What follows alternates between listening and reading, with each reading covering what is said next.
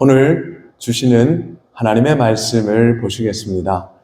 신약성경 마가복음 16장 1절에서 8절까지의 말씀입니다.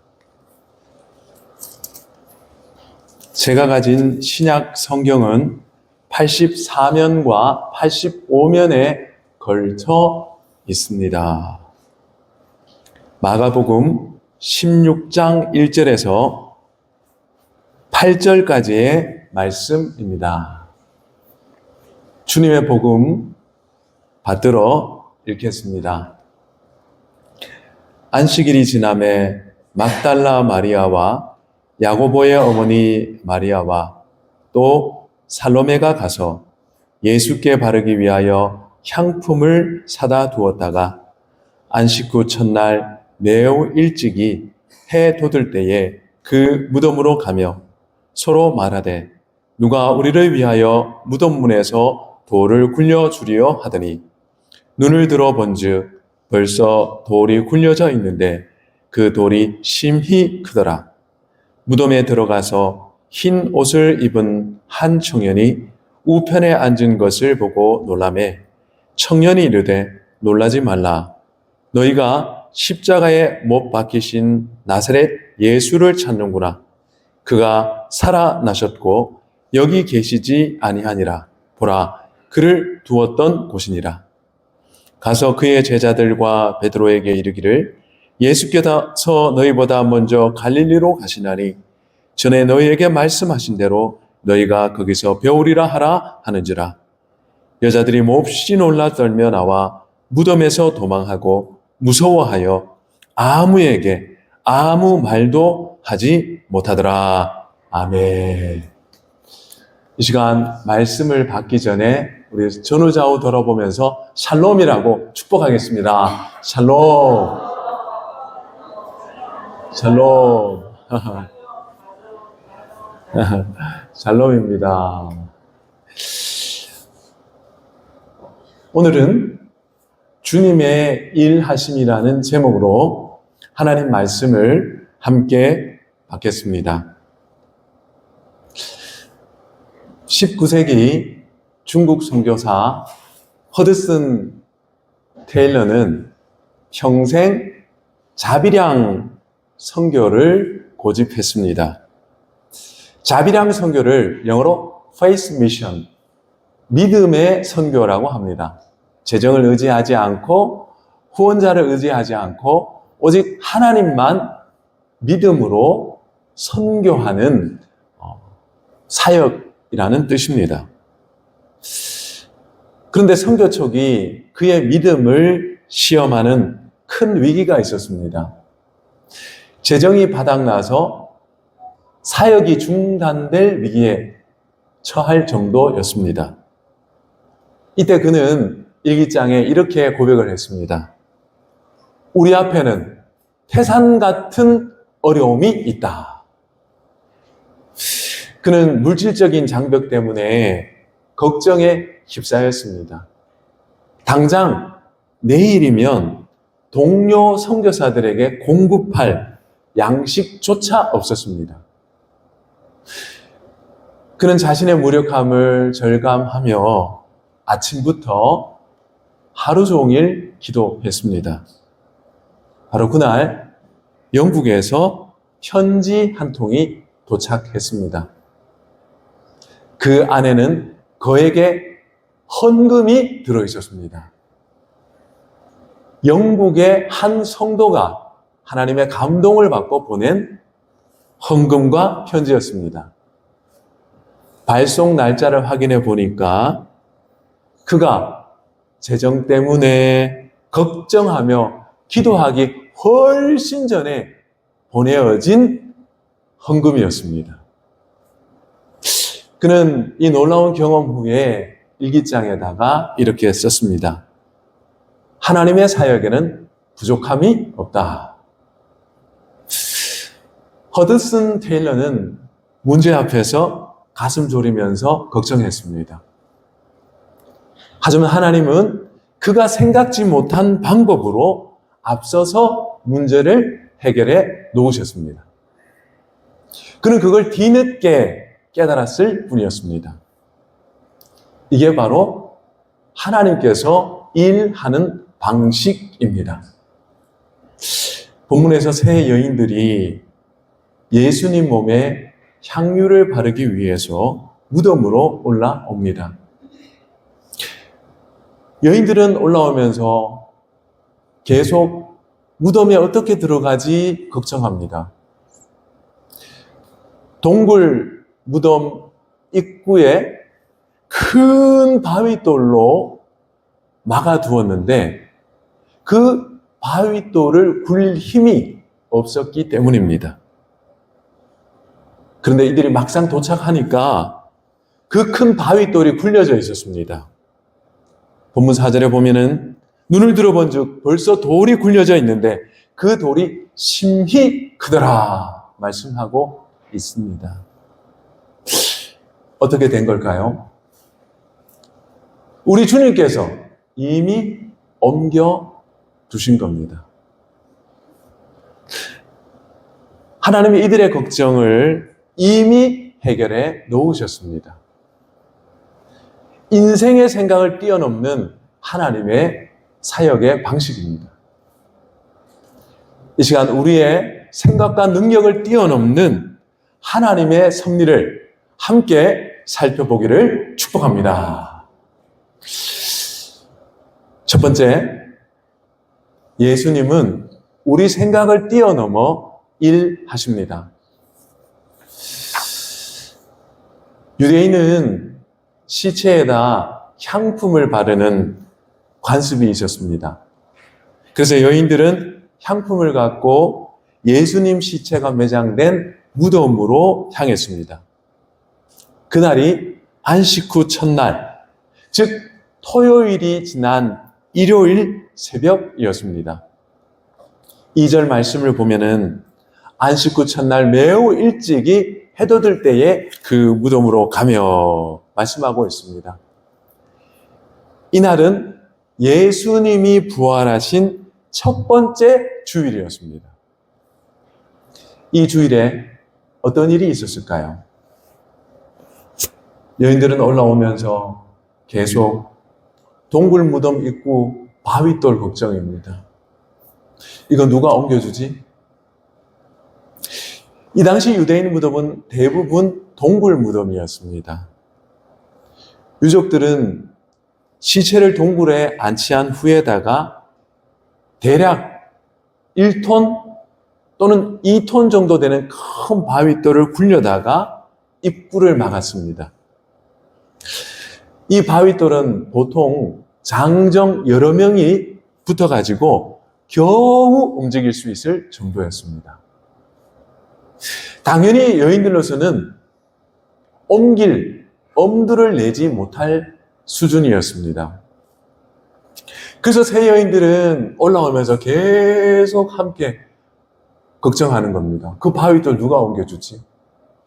누가 옮겨주지? 그런데 여인들이 막상 무덤가에 도착하자 바위돌은 이미 굴려져 있습니다. 여인들은 이 모습에 깜짝 놀랐습니다. 그 후 무덤에 들어가서 천사가 전하는 메시지를 듣고 더 놀랐습니다. 6절 말씀을 보면은 천사가 말합니다. 그가 살아나셨고 여기 계시지 아니하니라. 여러분, 예수님은 생명의 주인이신 줄 믿습니다. 그러므로 무덤이 예수님을 가둘 수 없음을 기억하시기를 바랍니다. 예수님은 무덤이 가둘 수 없습니다. 사망 권세가 그분의 생명의 능력을 제어할 수도 없습니다. 그래서 예수님은 무덤을 박차고 일어나셨습니다. 사망 권세를 이기고 영생을 선포하셨습니다. 예수님께는 능치 못함이 없습니다. 예수님은 이 놀라운 능력을 하나님의 나라를 위해 사용하십니다. 당신의 백성을 위해서 사용하십니다. 그래서 주님은 항상 우리가 생각하는 걸 뛰어넘는 기적을 앞서 행하십니다. 우리가 생각할 때는 안 될 것 같습니다. 우리 앞에 있는 이 큰 바위돌을 제거할 방법이 없습니다. 그래서 우리는 어떤 일을 맞닥뜨릴 때마다 가슴을 졸입니다. 걱정을 합니다. 심지어는 맞닥뜨리기도 전에 먼저 낙심합니다. 그런데 전지전능하신 하나님은 우리의 형편을 다 아십니다. 그래서 우리를 위해서 미리 손을 써서 문제를 해결해 두십니다. 이게 바로 하나님의 백성을 향한 주님의 섭리입니다. 어떻게 우리가 삶 속에서 이런 기적을 경험할 수 있을까요? 여러분, 마음이 무겁고 힘들어도 주님 앞에 나와야 합니다. 종종 주일에 성경책을 챙겨서 나올 때 몸이 천근만근 무거울 때가 있습니다. 사실은 몸이 무거운 것이 아니라 문제에 짓눌려 가지고 다리 힘이 빠진 거죠. 그래서 성경책을 들 만한 힘도 없을 것처럼 그렇게 성경이 무겁게 느껴질 때가 있습니다. 이때 어떻게 해야 되겠습니까? 그렇지만 그래도 꾸역꾸역 주님의 동산으로 올라와야 합니다. 다리에 힘이 풀려도 안간힘을 쓰고 나와야 됩니다. 이때 우리 앞에 있는 바위돌이 제거될 줄로 믿습니다. 예배학자 정장복 교수는 주일을 이렇게 정의했습니다. 작은 부활절이다. 주일은 작은 부활절이다. 로버트 웨버라는 예배학자도 주일은 작은 부활절이라고 정의합니다. 그래서 여러분, 교회력을 따라가다가 보면 사순절이 있습니다. 사순 40일이거든요. 근데 살펴보면은요, 주일은 사순절에 계수하지 않습니다. 주일은 고난의 날이 아닙니다. 부활의 날입니다. 그래서 사순절에 포함되지 않습니다. 작은 부활절이기 때문입니다. 첫 번째 부활주일에 여인들이 염려를 갖고 나왔습니다. 이 바위돌 누가 치우지? 어떻게 하지? 그러나 예수님 이미 앞서 나가서 그들 걱정거리 다 해결해 놓고 기다리고 계셨습니다.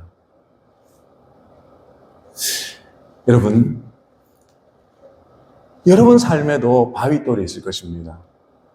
가정의 바위돌이 있고, 사업의 바위돌이 있고, 관계의 바위돌이 있고, 내 힘으로는 도대체 움직일 수 없는 그런 바위돌들이 다 있기 마련입니다. 이때 여러분 어떻게 해야 되겠습니까? 마음이 힘겹고 무거울지라도 이 세 여인들처럼 주님의 동산으로 이 주일에 하나님 앞에 나아오시기를 축복합니다. 나올 때 문제가 해결될 줄로 믿습니다. 마리아처럼 주님 앞에 나와야 합니다. 사업, 자녀, 건강, 어떤 문제든 상관없습니다.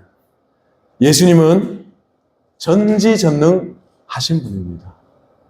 주님은 당신 백성 앞서서 일하시는 분입니다. 해결하시는 분입니다. 여러분 기억하시기를 축복합니다. 어느 날 하나님이 아브라함에게 명령하셨습니다. 창세기 22장 2절 말씀을 보면 내 아들, 내 사랑하는 독자 이삭을 데리고 모리아 땅으로 가서 번제물로 드리라. 100세에 얻은 금쪽 같은 아들입니다. 저는 100세의 아들을 얻어본 경험이 없습니다. 아직 100세도 안 됐습니다. 그런데 결혼 8년 만에 첫째를 봤거든요. 9년 만에 둘째를 봤습니다. 그런데도 저는요, 아들들을 볼 때마다 너무 감사합니다. 아이고, 이것들이 없었으면 내가 무슨 낙으로 사나. 근데 100세에 얻었습니다. 그것도 하나입니다. 근데 하나님이 바치라고 하십니다. 여러분, 그때 그의 마음 어땠을까요? 정말 그 가슴이 찢어지는 심정이었을 겁니다. 그 말씀 듣고 밤잠 못 잤을 겁니다. 하지만 아브라함은 순종하면서 모리아 산을 향해 갑니다. 가는 도중에 아들 이삭이 쫑알대며 아버지에게 묻습니다. 창세기 22장 7절 말씀입니다. 아버지, 불과 나무는 있는데 번제할 어린 양은 어디 있어요? 왜 양을 안 챙기셨어요? 아버지의 심정이 어땠을까요? 가슴 찢어집니다. 당장 돌아서고 싶은 심정이었을 겁니다. 내가 이거 뭐 하는 짓이고. 그럼에도 그는 멈추지 않고 모리아 산을 향해 나아갑니다. 그리고 아들을 결박하고 칼을 들어 치려했습니다. 그때 아브라함아, 아브라함아, 하나님이 부르셨습니다. 막으셨습니다. 내가 진정 나를 경외하는 줄을 알겠노라. 그리고 그의 눈을 뜨게 하셨습니다. 창세기 22장 13절 말씀을 보면은요, 흰 숫 양이 숫풀에 걸려 있었습니다. 그 숫 양을 가져다가 아들을 대신하여 번제로 드렸더라 말씀하고 있습니다. 아브라함은 가슴 찢어지며 나왔습니다. 너무너무 힘들었지만 하나님 말씀하신 대로 모리아 산에 제사하기 위해 나왔습니다. 근데 하나님은 이미 그의 마음 다 아시고 어린 양을 준비하신 줄 믿습니다. 여기 나오는 모리아 산은 이후에 예루살렘 성전이 됩니다. 신약 시대에는 이 모리아 산을 성전산이라고 불렀습니다. 여러분, 아브라함은요, 예배자로 이 산에 오른 겁니다. 바위돌, 태산 같은 걱정이 있었음에도 불구하고 터벅터벅 하나님 앞으로 나아간 겁니다. 이때 어떤 일이 일어났습니까? 하나님께서 그의 근심 걱정 이미 해결해 놓으시고 어린 양을 예비해 두신 줄 믿습니다. 이후 아브라함은요, 이 경험을 통해서 여호와 이레의 신앙 위에 섰습니다. 여호와 이레, 여호와께서 예비하신다라는 뜻입니다. 여러분, 우리도 아브라함처럼 종종 양을 못 찾아가지고 가슴 졸일 때가 있습니다. 하나님의 섭리를 이해하지 못해서 답답할 때가 있습니다. 내 앞에 있는 바위돌 때문에 가슴이 타들어가는 경우도 있습니다. 하지만 하나님은 우리가 걱정하는 그 순간에도 우리 앞서서 일하고 계신 줄 믿으시기를 축복합니다. 그러므로 여러분, 힘들지만 하나님께 나아오시기를 축복합니다. 목사 보러 오는 거 아닙니다. 장로들 보러 오는 거 아닙니다. 좋은 공기 한번 쉬어보려고 오는 것도 아니죠. 하나님 앞에 나아오시기를 바랍니다. 그때 여러분의 바위돌을 하나님께서 친히 치워주실 줄로 믿습니다. 두 번째, 예수님은 우리 한계를 뛰어넘어 일하십니다. 천사는 세 여인들에게 주의 부활의 소식을 전하라고 말씀합니다. 본장 7절 말씀을 보면은요, 가서 그의 제자들과 베드로에게 이르기를 예수께서 너희보다 먼저 갈릴리로 가시나니 전에 너희에게 말씀하신 대로 너희가 거기서 배우리라. 무슨 말씀입니까? 예수님 다시 살아나셨다. 갈릴리에서 기다리고 계신다. 그러니까 제자들에게 전하라. 이런 말씀입니다. 부활을 전하라는 거죠. 여러분, 이 여인들은 이 천사의 명령에 순종했을까요? 8절 말씀을 보시면은요, 이 말씀 우리 함께 읽겠습니다. 여자들이 몹시 놀라 떨며 나와 무덤에서 도망하고 무서워하여 아무에게 아무 말도 하지 못하더라. 아멘. 여러분, 부활의 소식을 들었는데 왜 기뻐하지 않았을까요? 찬송하지 않았을까요? 도리어 여인들은 도망했습니다. 부활의 소식 전하라 했는데 아무에게도 아무 말도 하지 않았습니다. 침묵만 지켰습니다. 여인들의 생각의 용량으로는 이 부활의 기적을 도저히 가슴 속에 품을 수가 없었기 때문입니다. 이해할 수 없었기 때문입니다. 다만 무섭고 두려울 뿐이었습니다. 그래서 부활의 소식을 전하기는커녕 침묵만 지켰습니다. 여인들은 무지와 불신의 한계에 사로잡혀서 전도자의 사명을 감당치 못했습니다. 다른 복음서와 달리 마가복음은 이처럼 제자들의 연약함을 적나라하게 묘사합니다. 마가는 베드로의 직계 제자입니다. 다시 말해서 마가복음은 베드로가 증언한 것을 마가가 필사해서 쓴 것이라고 할 수가 있습니다. 매우 초대교회의 상황을 정확하게 보고한다고 할 수가 있죠. 이후에 여성 제자들 중 한 명 막달라 마리아가 부활하신 예수님을 직접 만났습니다. 이후 그녀는 제자들에게 뛰어가서 알렸습니다. 이에 대한 베드로와 제자들의 반응은 어땠을까요? 아멘이었을까요? 아닙니다. 불신이었습니다. 본장 11절 말씀을 보면은요, 그들은 예수께서 살아나셨다는 것과 마리아에게 보이셨다는 것을 듣고도 믿지 아니하니라. 그뿐만이 아닙니다. 부활의 주님이 여행 중인 두 제자에게 나타났습니다. 그들은 한 걸음에 달려가 제자들에게 이 소식을 알렸습니다. 우리 주님이 부활했고 우리들이 함께 부활의 주님을 배웠다. 본장 13절에 보면은 제자들의 반응이 나타납니다. 역시 믿지 아니하니라.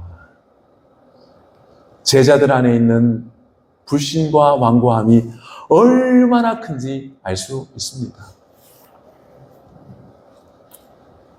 인간적으로 보면 정말 가능성 없는 사람들입니다. 판단력이 빠른 사장이라면 이런 직원들 밤새 정리해버릴 겁니다. 왜냐하면 회사에 도움 안 되는 사람들입니다. 그런데 주님은 그렇지 않으십니다. 주님은 이런 제자들을 친히 신방하십니다. 뭘 위해서입니까? 해고 통보하기 위해서일까요? 너희들은 쓸모없다. 그냥 해고해버리기 위해서? 아닙니다. 그들을 설득하기 위해서 오셨습니다. 그들을 다시 새롭게 해서 사명자로 붙들어 세우시기 위해서 찾아오셨습니다. 도마를 찾아오셨고 베드로를 찾아오셨고 제자들을 찾아오셨습니다. 그리고 그들의 완고함과 믿음 없음을 책망하셨습니다. 그리고 믿음으로 나아오도록 그들을 이끌어 내셨습니다. 그리고 말씀하십니다. 마가복음 16장 15절 말씀입니다. 너희는 온 천하에 다니며 만민에게 복음을 전파하라. 여러분, 우리 주님은 오래 참으시는 분입니다. 우리 주님은 포기하지 않는 사랑의 주님이십니다. 우리 주님은 사랑의 추격자이십니다. 그래서 여러분 인생을 추격했던 그 사랑 때문에 여러분과 제가 이 자리에 앉아 있는 줄 믿습니다. 생각하면 이런 사람들 뭘 할까 싶죠. 근데 놀랍게도 이런 완고하고 믿음 없는 제자들을 통해서 복음이 열방에 퍼진 줄로 믿습니다. 이것은 오직 사람의 능이 아니라 오직 하나님의 열심으로 이루어진 역사인 줄로 믿습니다. 그렇습니다, 여러분. 우리 예수님은 우리 신자들의 한계를 뛰어넘어서 일하십니다. 여기에 우리의 소망이 있는 줄 믿습니다. 하나님의 열심은 한국 교회사 속에서도 명백하게 나타나고 있습니다.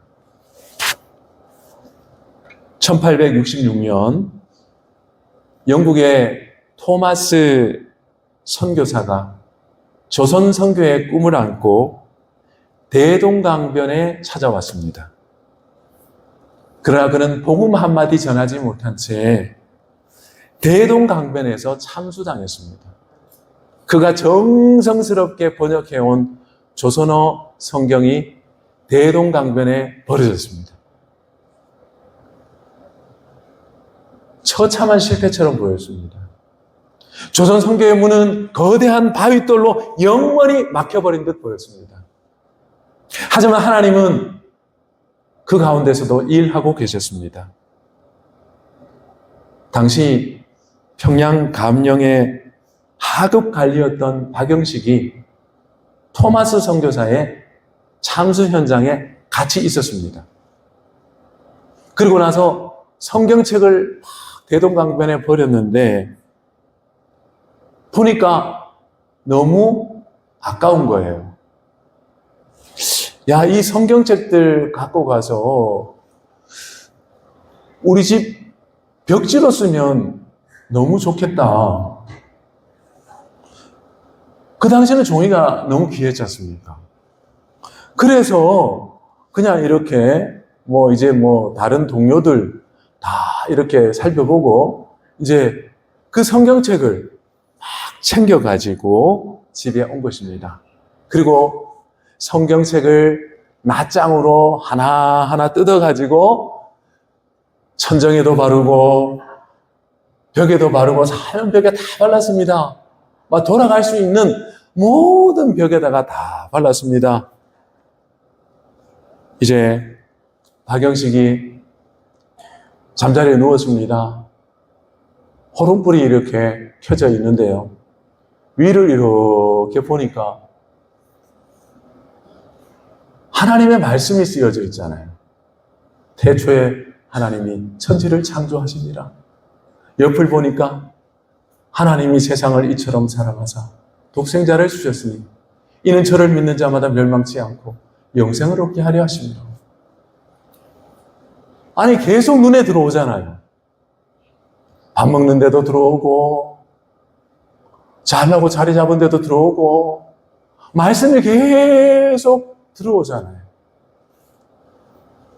여러분, 그 벽지에 붙은 하나님 말씀이 그의 완악한 마음을 감화하실 줄로 믿습니다. 그리하여 그는요, 선교사가 복음을 가져와 전하기 이전에 성경을 통해서 이미 회심한 줄로 믿습니다. 여러분, 한국교회 선교는 굉장히 특별합니다. 선교사님들이 들어오시기 이전에 이미 회개한 신자들이 있었습니다. 그리고 선교사들을 기다리고 있었습니다. 이걸 어떻게 설명하겠습니까? 우리의 한계를 뛰어넘어 일하시는 하나님의 능력입니다. 더욱 놀라운 사실이 있습니다. 박영식의 집이 훗날 평양의 장대현 교회가 되었습니다. 그 터를 중심으로 해가지고 장대현 교회가 세워졌습니다. 한국 교회의 영적 부흥의 발원지가 바로 이 장대현 교회입니다. 이 장대현 교회에서 일어난 그 영적 부흥을 통해서 이 한반도에 복음의 불길이 옮겨 붙어가지고 이 부산 땅에까지 이른 줄로 믿습니다. 여러분, 정말 놀라운 하나님의 섭리입니다. 한국교회 부흥은 우리 열심 때문이 아닙니다. 우리 민족이 좀 더 부드러운 마음을 가지고 또 복음을 받아들이기에 너무너무 준비된 마음을 갖고 있었기 때문도 아닙니다. 다만 인생의 한계를 넘어서 일하시는 성령님의 능력으로 말미암아 한국교회가 한국교회 된 줄로 믿습니다. 인간의 무지와 완악함은 참 지독합니다. 그러나 그 지독하고 끈질긴 완악함도 하나님의 열심은 당할 수 없는 줄 믿습니다. 우리 주님의 열심은 언제나 우리의 생각과 한계를 뛰어넘습니다. 이 때문에 우리는 낙심하지 않고 소망을 품고 주를 섬길 수 있습니다. 요즘 우리 구덕산교회 중보기도대와 전도대를 보면 마음이 아픕니다. 매일 밤마다 목양실에 앉아 있으면 방에 오셔가지고 찬송하면서 매일 밤마다 기도하는 음성이 있었습니다. 근데 그분들이 나오질 못합니다. 한 분은 요양병원 갔고, 한 분은 교회당에 혼자 올라오기도 버겁습니다.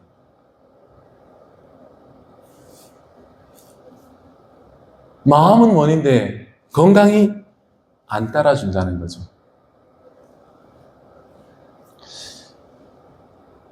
전도대는 어떨까요?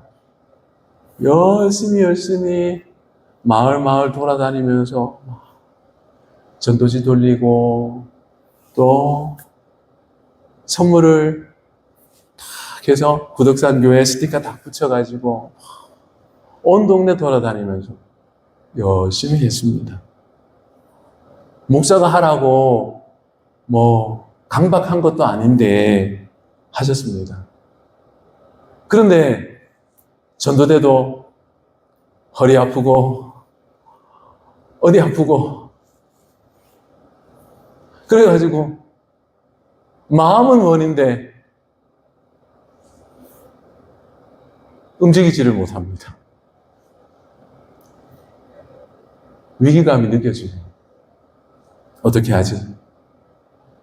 근데 오늘 말씀이 위로가 됩니다. 새 여인들도 무지와 불신에 갇혀서 천사가 부활 소식 전하라 했는데 말하지 않았거든요.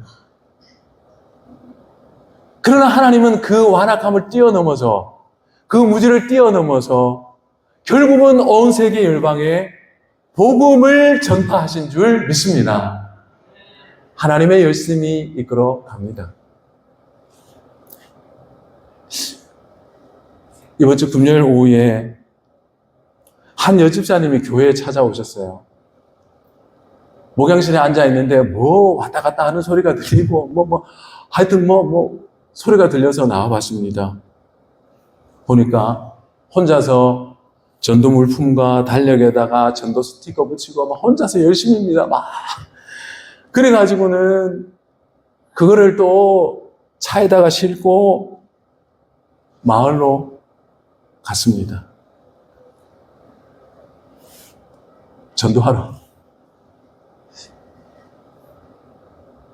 하나님이 이 요정을 친히 찾아가지고 설득하셨던 것 같아요. 움직여라. 여러분, 하나님께서 여러분을 찾아오시면 어떨까요? 혹시 여러분 찾아와 설득하시면서 얘야, 너 아프리카 선교사로 가거라 이럴까 싶어서 겁나십니까?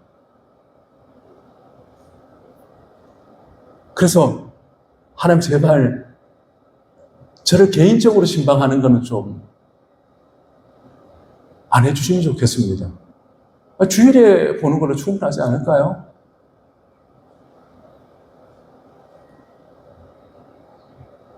이렇게 생각하실 분이 있을지 모르겠습니다. 여러분, 그러나 우리 주님께서는 언제나 당신의 백성을 개인적으로 찾아와서 설득하십니다.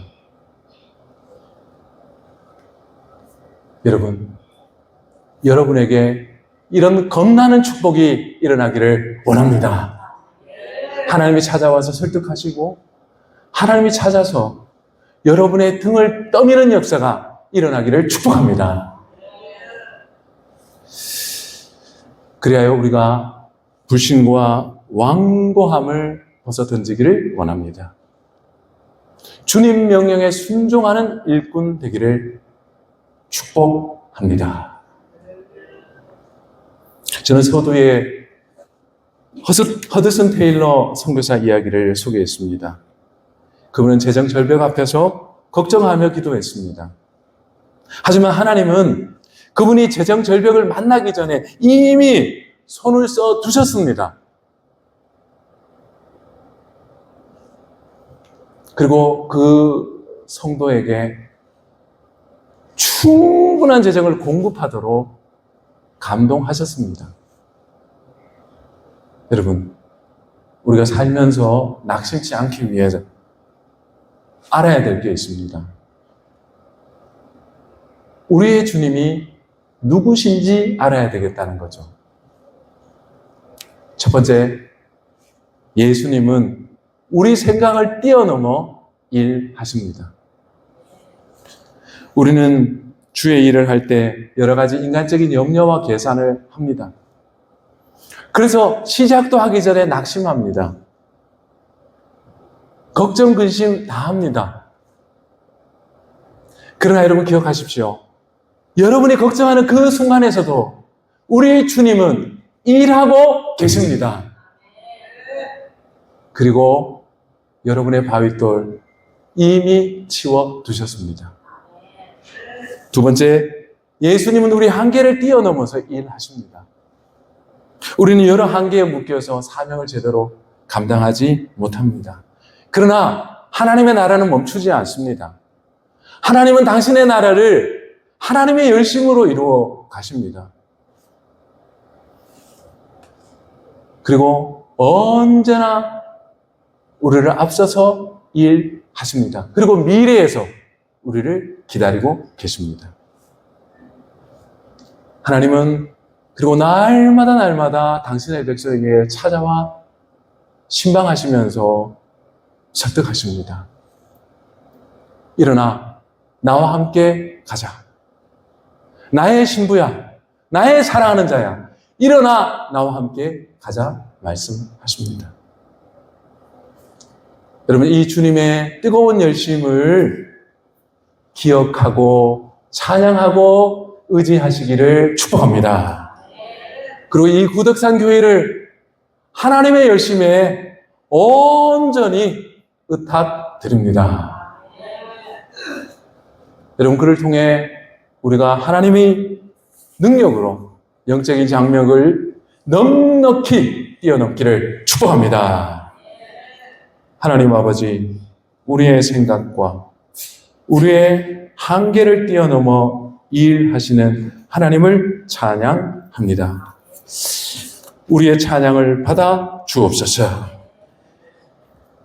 하나님, 이어서 성찬식이 있사옵니다. 성찬 가운데 우리를 만나 주시옵소서. 아멘.